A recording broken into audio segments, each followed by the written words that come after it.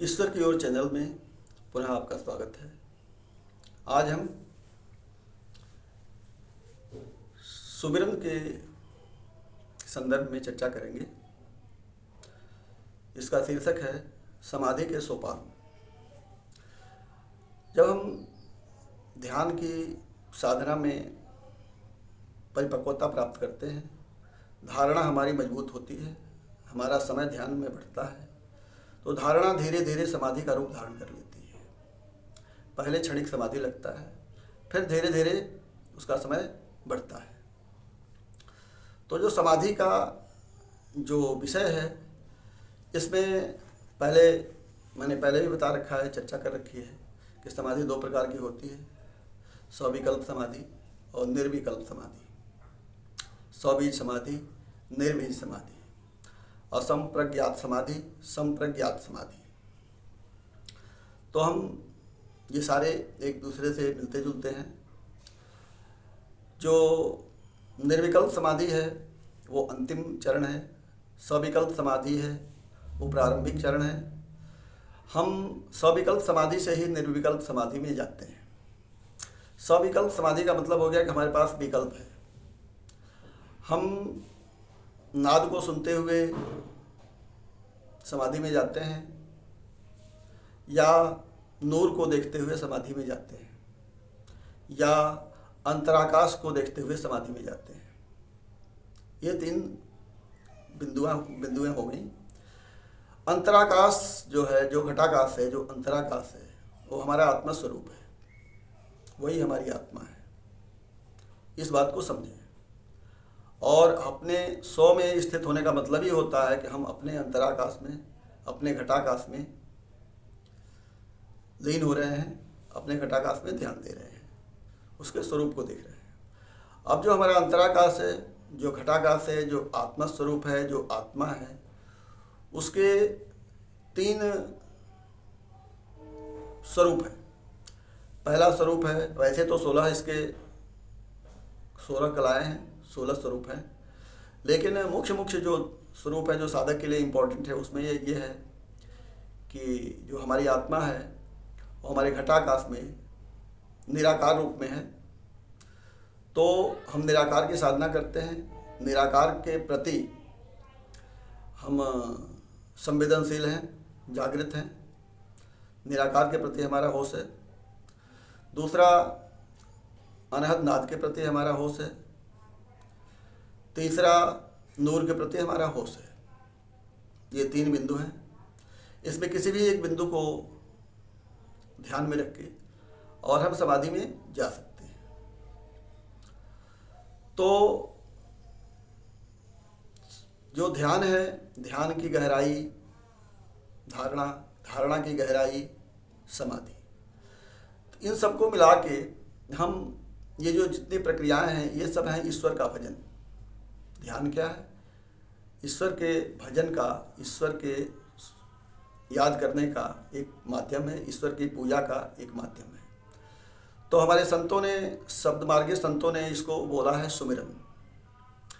सुमिरन का मतलब ये हुआ कि प्रातःकाल 3 बजे से 6 बजे के बीच में हम उठें,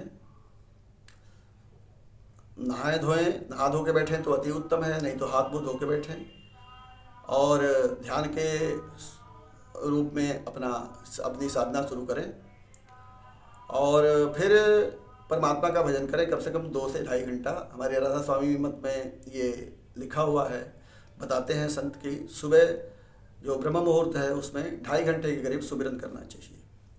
तो हम साधारण रूप में सुमिरन का मतलब ये समझते हैं कि नाम जप, लेकिन शब्द मार्गी संत जो हैं, जो जिस साधना की बात हम कर रहे हैं, उसमें नाम जप का महत्व नहीं है, क्योंकि अब ध्यान करते हैं उसमें कोई भी मंत्र नहीं जपते, तो नाम जप की वो बातें वहीं ख़त्म हो जाती हैं। ये नाम जप, पुण्य, परमार्थ, ये सब चीज़ें बहिरंग हैं, बहिर्मुखी हैं। इसको आप करते हैं तो आपको पुण्य मिलता है, आशीर्वाद मिलता है और ये करना चाहिए। लेकिन जब ध्यान की साधना में बैठते हैं, समाधि की साधना में बैठते हैं, तो उस समय न तो कोई नाम जप होगा, न किसी देवी देवता का ध्यान करेंगे। वो सारी चीज़ें प्रारंभिक होंगी, उसके बाद से हम निर्विचार और मौन में चले जाते हैं। निर्विचारता और मौन जो है ध्यान की साधना का, समाधि का सबसे प्रमुख अंग है। तो हम जो सुमिरन है उस शब्द के ऊपर हम ध्यान देंगे कि सुमिरन क्या है। सुमिरन के दो पार्ट हैं। सुमिरन का जो मुख्य अर्थ है वो है शब्द साधना। सुमिरन उसके बाद से उसके अंदर है शब्द साधना। शब्द साधना के अंदर दो चरण हैं, एक है सुरति, एक है निरति। ये सब अंतराकाश में, निराकार आकाश में, घटाकाश में ये घटना घटती है और इसकी साधना हम करते हैं।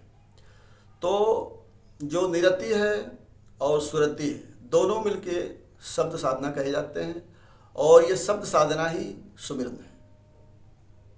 इस बात को बड़े गौर से आप समझने की कोशिश करें।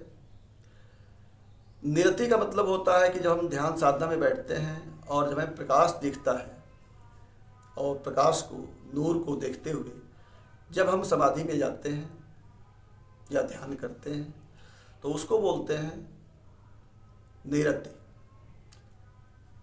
और सुरति का मतलब होता है कि जो हम अनहद नाद सुनते हैं, ओंकार का नाद, अनहद नाद सुनते हैं और उस अनहद नाद को सुनते सुनते सुनते सुनते हम समाधिस्थ होते हैं। तो ये दो विषय हो गए। कई बार ऐसा होता है कि हम इन तीनों चीज़ों का ध्यान रखते हैं। इसको बोलते हैं आत्मकण।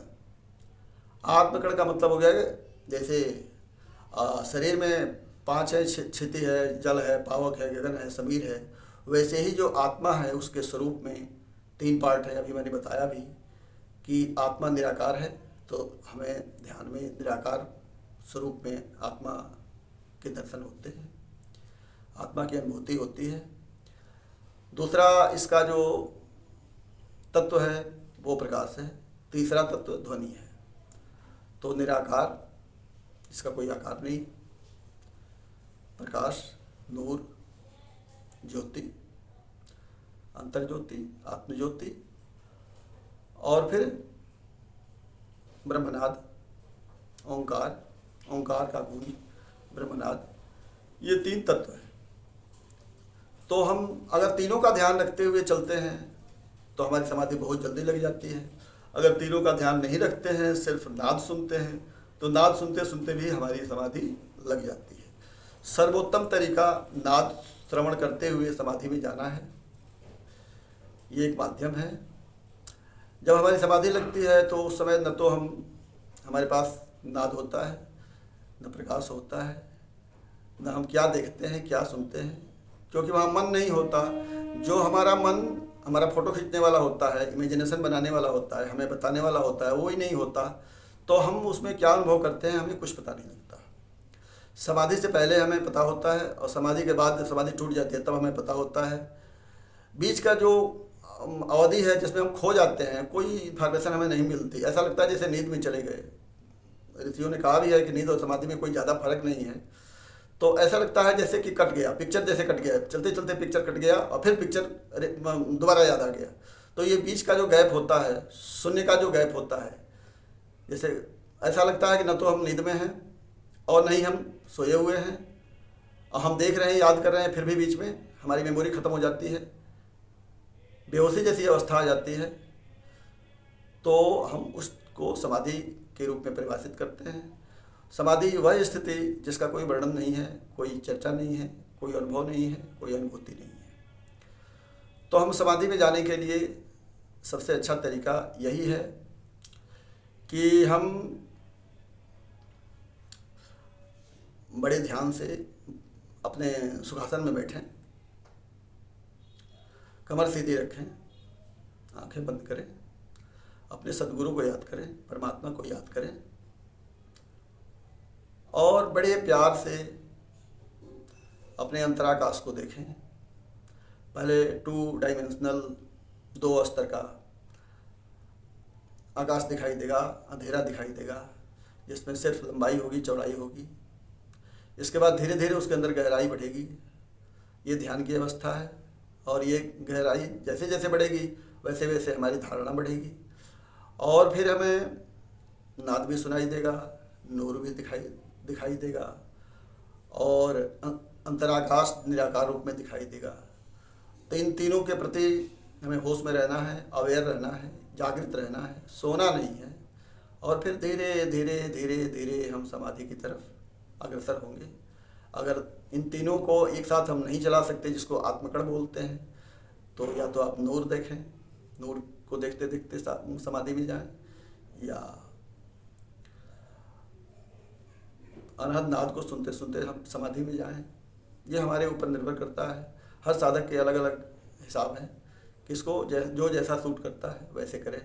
लेकिन वैसे ही भी हमारा जो एक्सपीरियंस है कि जब हम नाद सुनने लगते हैं तो हमें प्रकाश भी दिखता है, नाद भी सुनाई देता है, अंतराकाश भी दिखता है। तो ऐसे हम धीरे धीरे धीरे धीरे समाधि में जा सकते हैं। समाधि कैसी प्रक्रिया है जो हमारे चाहने से नहीं लगेगी। हम कोशिश रोज़ करेंगे उस परमात्मा के दरवाजे को, परमात्मा का जो घर है उसके दरवाजे को रोज़ खटखटाएंगे तो किसी न किसी दिन वो अपना दरवाज़ा खोल देगा, कृपा करेगा और हम फिर अपने परमात्मा में लीन हो जाएंगे, हम अपने आप में खो जाएंगे और समाधि लग जाएगी। समाधि और मोक्ष ये गुरु कृपा के ऊपर निर्भर है। जब गुरु चाहेगा तो हमें मोक्ष मिलेगा, जब परमात्मा चाहेंगे तो हमें मोक्ष मिलेगा। जब परमात्मा चाहेंगे तभी हमें हमारी समाधि लगेगी, अगर नहीं चाहेंगे तो नहीं लगेगी। वो उनकी कृपा पर है। हमारी ड्यूटी है रोज़ ध्यान में बैठना, रोज़ उनको याद करना, रोज़ सुमिरत करना। तो वो दया के सागर हैं, कृपा के सागर हैं, करुणा के सागर हैं। ज़रूर एक दिन कृपा करेंगे, दया करेंगे और हमें अपने आप में लीन कर लेंगे। हमें अपने आप के स्वरूप का दर्शन जरूर कराएंगे। क्योंकि कहते हैं कि भगवान श्री कृष्ण कहते हैं गीता में कि तुम जैसे मेरी भक्ति करते हो मैं भी तुम्हारी वैसे ही भक्ति करता हूँ।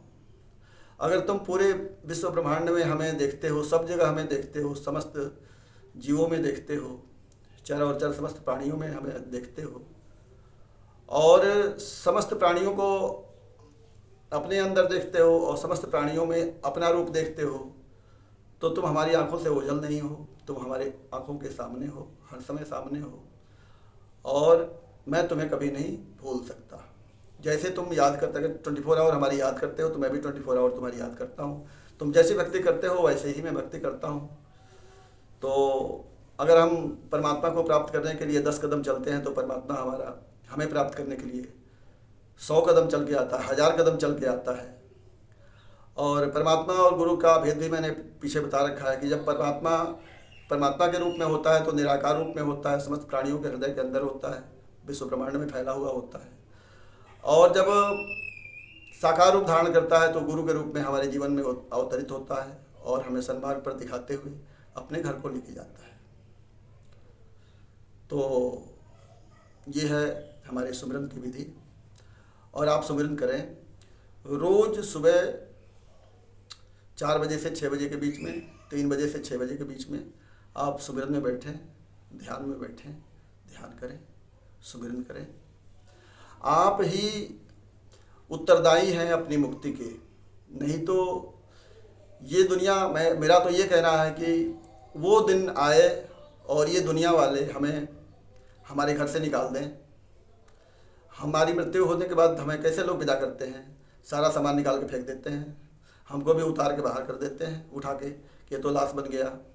अब उस समय न पांडे जी होते हैं न पंडित जी होते हैं। उस समय तो लोग बोलते हैं अच्छा लाश कहाँ है, शव कहाँ है, लाश कहाँ है, बॉडी कहाँ है, इंग्लिश में बॉडी बोल देते हैं। कोई नाम नहीं होता कि पांडे जी मर गए, पांडे जी कुछ समाप्त हो गए पांडे जी, और जल्दी से बाहर निकालते हैं और फिर लगते हैं पूछने रिश्तेदार है कब लेके चलना है और जल्दी जल्दी ले आके वहाँ श्मशान में दफा कर देते हैं। वहाँ भी ज़्यादा टाइम लगता है, यार बहुत टाइम लग गया, जल्दी जल्दी निपटाओ, बहुत काम है। फिर वो वहाँ से भी विदा कर देते हैं। इसके बाद से फिर अब हम अपने घर के नहीं होते तो दुनिया हमें निकाल बाहर फेंकती है और फिर हमारे कर्म है उसके अनुसार हमारी गति होती है। तो हम ऐसा क्यों न करें कि पहले ही हम निकलने का उपाय करें। तो ये ध्यान साधना ऐसा है, इसमें रोज़ मृत्यु को प्राप्त होते हैं और मृत्यु का अनुभव करते हैं। और अंतिम दिन जिस दिन आएगा उस दिन हमें पता ही नहीं चलेगा कि कब हमें मृत्यु हुई। न शरीर में कोई कष्ट, न कोई पीड़ा। परमात्मा अपने गोद में उठाएंगे और हमें लेके जाएंगे, अपने गोद में रखेंगे। तो ये अभ्यास, मृत्यु का अभ्यास हमें जीवित होते हुए करना चाहिए, तभी हम अंतिम गंतव्य पर पहुंच पाएंगे, अपने डेस्टिनेशन पर पहुंच पाएंगे, परमात्मा के चरणों में पहुंच पाएंगे। तो ये हमारे प्रयास के ऊपर है। हम अब रिस्पॉन्सिबल हैं, हम उत्तरदायी हैं अपने जीवन के, कि इस परमात्मा ने करोड़ों लाखों करोड़ों जन्मों के बाद ये मनुष्य का जो शरीर दिया है, इसका हम कितना फ़ायदा उठाते हैं। और यह शरीर ही है, इसी आत्मा से परमात्मा तक पहुंचना होता है। इस शरीर में आत्मा है और यही आत्मा हमें परमात्मा तक मिलाएगी, और इसी शरीर में ये आत्मा है, इसी शरीर में ये परमात्मा है। तो हम आत्मदेव हैं। जितना कुछ हम करते हैं सुबह से शाम तक अपने भोजन के लिए, अपने खाने के लिए, पीने के लिए, ये सब एक तरह से आत्मदेव की पूजा है। हम अपनी पूजा करते हैं, अपनी प्रार्थना करते हैं, क्योंकि हम आत्मा हैं। हमारी मृत्यु कभी नहीं होती, न हुई है न होगी। मृत्यु हमारे शरीर की होती है, हमारी नहीं होती है। हम नैनम छिन्नते शस्त्राणि नैनम नति पावकः नैनम क्लेदयन् तापो न शोषयति मारुतः। हम अमर हैं, हम परमात्मा के अंश हैं, हम परमात्मा स्वरूप हैं। इसी शरीर से परमात्मा के दर्शन होंगे, इसी शरीर से आत्मा के दर्शन होंगे। इसलिए हमें अपने जीवन को सफल करना चाहिए। और धर्मार्थ काम मोक्षाणाम पुरुषार्थश्च चतुर्विधम, इसमें से जो 3 पुरुषार्थ है वो तो हम कर लेते हैं, मोक्ष का पुरुषार्थ नहीं करते। तो हमें इसी जीवन में मोक्ष को प्राप्त करना है, इसी जीवन में हमें निर्वाण को प्राप्त करना है, इसी जीवन में हमें इनलाइटनमेंट को प्राप्त करना है। इनलाइटनमेंट का मतलब हो गया कि जिसने अपने अंदर अपने आत्मा का प्रकाश देख लिया, इनलाइटनमेंट हो गया। अंग्रेजी में बड़ा सुंदर शब्द है इनलाइट, इनसाइड लाइट। अपने इनसाइड में, इनर साइड में, इनर आकाश में, इनर स्पेस में आपने लाइट देखा और उस लाइट में आप गुम हो गए, समाधिस्थ हो गए, तो इनलाइटनमेंट घट गया, बुद्धत्व को प्राप्त हो गए। और जब हम बुद्धत्व को प्राप्त हो गए तो जीवित भी हम परमात्मा स्वरूप है, जीवित भी हम ईश्वर के स्वरूप में हैं। तो इन सब चीज़ों को आपको ध्यान रखना है। जैसे मैंने बताया वैसे आप करें, हमारी मेहनत का फ़ायदा आप उठाएं, आपको भी फ़ायदा हो, हमको भी फ़ायदा हो रहा है। और समाधि के लिए आप उद्यत हों, परमात्मा से प्रार्थना करें और मोक्ष की तरफ बढ़ें। चरैवेति चरणमयि मदविन्दति। एक न एक दिन परमात्मा आपको जरूर अपने गोद में बुलाएंगे। उनको पता है कि आपका जीवन बहुत छोटा है, आपकी इच्छाएं अनंत हैं। जीवन के बहुत सारे अवसर हमने खो दिए हैं पहले ही। जीवन के 50 साल 40 साल बीत चुके हैं। तो थोड़े समय में परमात्मा का नाम सुमिरन करेंगे, ध्यान सुमिरन करेंगे, भक्ति करेंगे, तो परमात्मा प्रसन्न होंगे, गुरु प्रसन्न होंगे और हमारी मुक्ति हो जाएगी। हरि ओम तत्सत, हरि ओम तत्सत, हरि ओम तत्सत। अहम ब्रह्मास्मि, अहम ब्रह्मास्मि, अहम ब्रह्मास्मि। सोहम मंत्र का जप करें, मैंने पहले ही बता रखा है। सोहम मंत्र 24 घंटे जप करना है और अनहद नाद 24 घंटे सुनना है। अनहद नाद सुनते हुए, सोहम मंत्र का जप करते हुए आप जल्दी से परमात्मा को प्राप्त हो जाएंगे। ऐसी मेरा आशीर्वाद है, ऐसी मेरी परमात्मा से दुआ है कि परमात्मा आपको आशीर्वाद दें और आपको मुक्ति मिले, आपको सुख मिले, आनंद मिले। सच्चिदानंद स्वरूप आप हों, परम सच्चिदानंद स्वरूप में रहें, अपने स्वरूप में रहें, निज स्वरूप में रहें, अपने स्व में स्थित रहें। आपको आत्मबोध हो, आपको स्वबोध हो। तुमेव माता च पिता तुमेव, तुमेव बंधुश्च तुमेव, तुमेव विद्या द्रविणं तुमेव, तुमेव सर्वं मम देव देव। हरि ओम तत्सत, हरि ओम तत्सत, हरि ओम।